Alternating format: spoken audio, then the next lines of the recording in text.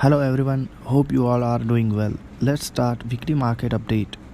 Tracking positive cues from the global markets, equity markets traded on a firm this week, with Nifty and Sensex climbed up over 1% each of near the lifetime high that was registered last week.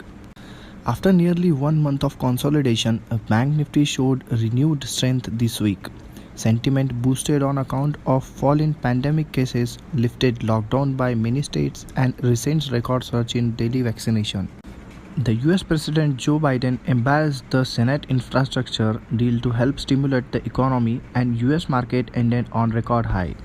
This week, Dow Jones nearly gained 3% after Biden celebrated his deal, saying it would create millions of jobs. Global market cheered the prospect of the deal, contributing momentum to the reopening of the US economy.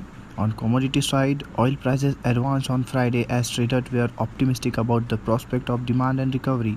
Fall in US inventory and rising global demand lifted Brent crude to the nearest two-year high. And as per our outlook on crude oil, it will reach $95 very soon.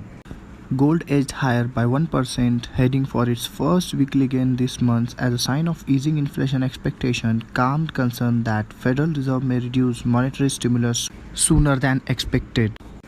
Outlook for the next week, which is last week of July, the underlying short-term trend of Nifty continues to be positive with a range-bound action for this week. Overall, we are super bullish on the Nifty till 16,300. Stock-specific action, while momentum expected to be continued on mid-cap and small caps.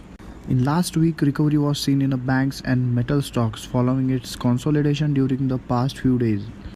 An upbeat mood in the global market after US President infrastructure deal to help stimulate the economy. The market is now placed to show upside momentum till 16,300 above the hurdle of 15,900 levels in the coming few sessions.